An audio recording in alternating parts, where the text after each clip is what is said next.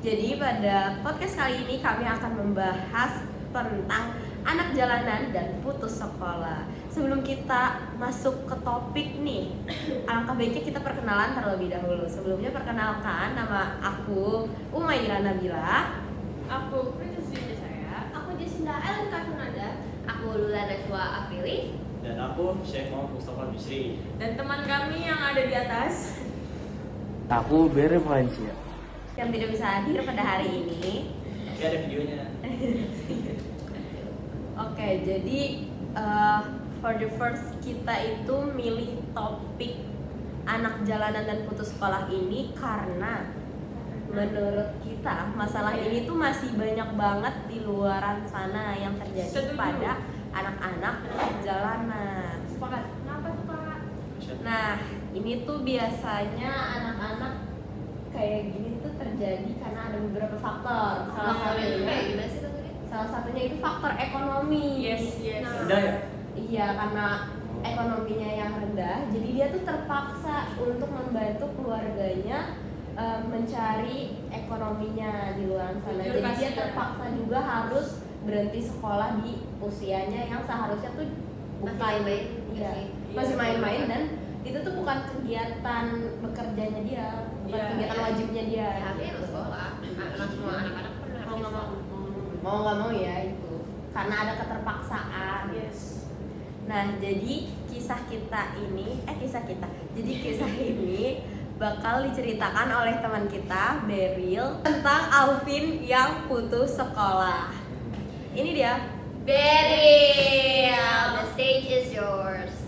Kasus ini terinspirasi dari kisah Alvin Kodri, yaitu seorang siswa berprestasi asal Cirebon yang hampir tidak bisa melanjutkan sekolah dikarenakan kondisi ekonomi keluarganya. Alvin sebenarnya memiliki nilai akademik yang sangat baik.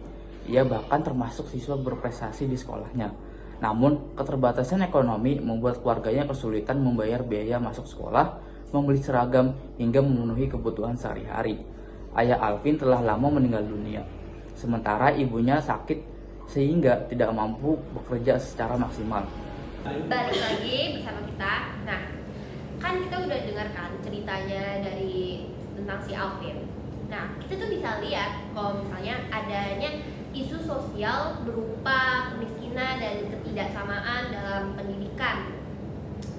Pendidikan tuh yang seharusnya menjadi hak setiap anak, pada kenyataan masih sulit dijangkau, dan banyak anak akhirnya tuh harus mengubur cita-citanya yang kayak aku mau jadi dokter tapi gara-gara perekonomian gitu, dan kayak jadi ya mereka nggak bisa karena Jadi terpaksa Maksa. harus Terpaksa. menguburin mimpinya itu ya. Akademi. jadi kalau nggak mesin ya emang kasihan. Oke. Hal ini juga menurut aku ya berdampak sama harmoni sosial. Kenapa? Secara nggak langsung ini membuat kesenjangan yang besar antara anak yang bekerja dan anak yang berpendidikan. Apalagi yang kita tahu ya, kalau kita berpendidikan pasti dapat kerjaan lebih gampang nggak sih dan lebih layak. Nah ini juga dipertanyakan gimana nanti masa depannya dia, apalagi ada muncul potensi pernikahan dini, pengangguran, dan masalah sosial yang lainnya yang berdampak buruk pada si anak yang tidak mendapatkan pendidikan itu. Pasti kalian mikir gak sih kayak mengapa kejadian ini tuh kayak bisa terjadi? Kenapa ya? Nah, aku punya jawabannya, yaitu ya mereka tuh ada beberapa faktor yang beberapa penyebab utamanya. Oke, Oke, apa aja nah, tuh? Pertama tuh ya yang tadi kita bilang dari awal tuh faktor ekonomi keluarga. Yes. Ya. Jadi maksudnya faktor ekonomi keluarga itu kayak banyak orang tua di Indonesia ya kesulitan memenuhi kebutuhan hidup sehari-hari, sehingga kayak prioritas anak tuh jadinya menjadi kedua. Yang harusnya prioritas anak tuh ya harus jadi pertama karena ya itu anak mereka. Yang ingin membesarkan. Ya itu udah kewajiban si orang tuanya. Iya. Dan sekolah itu emang wajib banget untuk semua anak. Nah terus abis itu kedua, kurangnya akses dan bantuan pendidikan yang tepat sasaran itu. Jadinya tuh kayak ya kalau aku bilang ya anak-anak yang kurang ekonominya, di bawah ekonominya tuh harusnya tuh dibantu oleh pemerintah gitu. Setuju. Sebenarnya juga ada beberapa pemerintah yang udah bantu, tapi mungkin kurang merata ya bantuannya. Iya, nggak Atau- sampai gitu. Iya, kadang juga nggak tepat sasaran. Yes. Karena udah dikasih, tapi digunainnya itu bukan buat pendidikan, tapi buat foya-foya yang lain. Iya, itu kayak Banyak kayak KJP gitu ya. Iya, KJP tuh banyak banget yang salah gunakan KJP. apalagi tapi KJP itu ternyata aku baru tahu kayak ada beberapa berita kalau misalnya ada yang menggunakan kan KJP itu untuk anak yang ekonominya di bawah dia. Iya. Dan tapi masih ada loh yang kayak ekonomi mereka masih di atas tapi Iya, mereka tuh masih Itu dapat juga KJP pertanyaan. memasukkan gitu. Nah itu yang dimaksud nggak tepat sasaran. Jadi kayak kita harusnya menurut aku opiniku kita harusnya lebih pemerintah tuh harus lebih diawasin kayak sistem KJP itu gimana. Ya nggak hanya pemerintah aja, dari kita sendiri juga harusnya tahu diri. Kalau udah tahu udah cukupan, jangan ambil KJP. Jangan serakah lah. Iya, ya. karena itu. Memang. Terus, oh iya, ada terakhir lagi, ketiga. Nah, itu tuh ketiga tuh kayak masih adanya pandangan di sebagian masyarakat bahwa kerja tuh lebih penting daripada sekolah karena menurut mereka ya kalau sekolah ya ya itu kalau kerja, bentar dulu. Kalau yang tadi saya bilang kalau misalnya kerja ya kita langsung dikasih uang dan kalau misalnya sekolah itu kita harus masih menunggu. Tapi padahal tuh salah. Kayak kita harus sekolah dulu, nah baru kerja karena Pendidikan. betul. Nah jadi solusi nih yang kan ini udah kasih tau nih penyebab dari kenapa anak tersebut gak bisa sekolah. Nah pasti ada solusinya dong. Nah solusinya ini harus kita cari bersama-sama, kerjasama dari berbagai peran seperti pertama yang Yulia bilang peran pemerintah. Kan tadi Yulia bilang ya nggak merata. Nah itu tuh kayak pemerintah gimana udah kok nggak merata, kan juga kasihan anak-anak yang masih kebutuhannya kurang jadi nggak bisa sekolah. Terus juga peran masyarakat, kita sebagai masyarakat juga bisa banget loh bantu kayak mengadakan kelas gratis, memberikan donasi dan lain sebagainya. Dan juga misalnya kalau misalnya memang peran-peran itu nggak bisa itu, kita bisa individu loh, kita bisa individu. Misalnya teman kita nih agak kurang mampu, kita juga bisa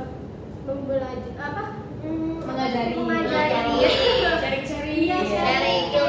Lu apa yang nggak paham biar aku jelasin kayak gitu-gitu. Boleh. Terus itu kayak misalnya dia nggak ada pulpen, kita bisa banget ngasih pulpen kita, dia bantu. ngasih pinjem. Iya, pokoknya kayak saling bantu aja Ya, guys. kan, Bener. apalagi nih manusia tuh makhluk sosial ya, Iya, saling sosial, membutuhkan. saling komunikasi. Kita juga. membutuhkan satu sama lain. Iya, betul banget.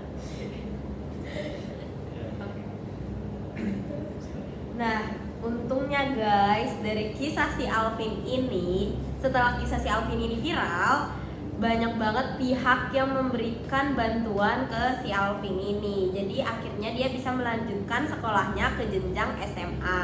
Alhamdulillah. Alhamdulillah. Itu Dan hal ini tuh menunjukkan bahwa masih banyak kepedulian sosial di luar sana dan juga masih ada membawa perubahan besar bagi kehidupan seseorang. Yes. itu terharu.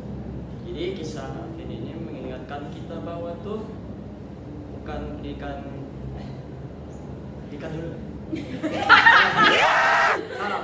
Dikat lo. Oke, sama. Jadi kesimpulan dari kisah Alvin ini mengingatkan kita tuh bahwa pendidikan adalah hak setiap anak, bukan hanya milik mereka yang mampu secara ekonomi. Kemiskinan ini seharusnya tidak menjadi penghalang untuk meraih cita-cita. Karena itu kita semua perlu saling membantu, Betul. peduli agar masyarakat yang lebih harmonis, adil dan sejahtera. Dari pesan moral yang Beryl ceritakan itu kisah Alvin, jangan pernah menyerah pada keadaan. Yes. Artinya Alvin masih bisa sekolah. Dan jangan menyerah dan jangan pernah berhenti peduli terhadap sesama. Karena Jangan kita tuh menyerah. komunikasi. Bantuan kecil yang kita berikan bisa menjadi harapan besar bagi orang lain. Yes. Semua. kunci utamanya itu niat ya. Jadi kalau misalnya niat kita ini masih ada, insya Allah tuh ada jalan lain yang mau ngebantuin kita. Yes, betul banget. Tapi ini kita juga bisa belajar kalau misalnya banyak orang yang masih mempunyai empati, karena ya sekarang si Alvin ini dia bisa sekolah kan gara-gara mereka membantu dia. Ya, dia bisa membuktikan kalau dengan dia bekerja dia juga bisa sekolah. Terbelakangnya dia. Itu sih. Oke guys, cukup sekian podcast dari kelompok 1. Kurang lebihnya mohon maaf. Wassalamualaikum warahmatullahi wabarakatuh. Bye bye.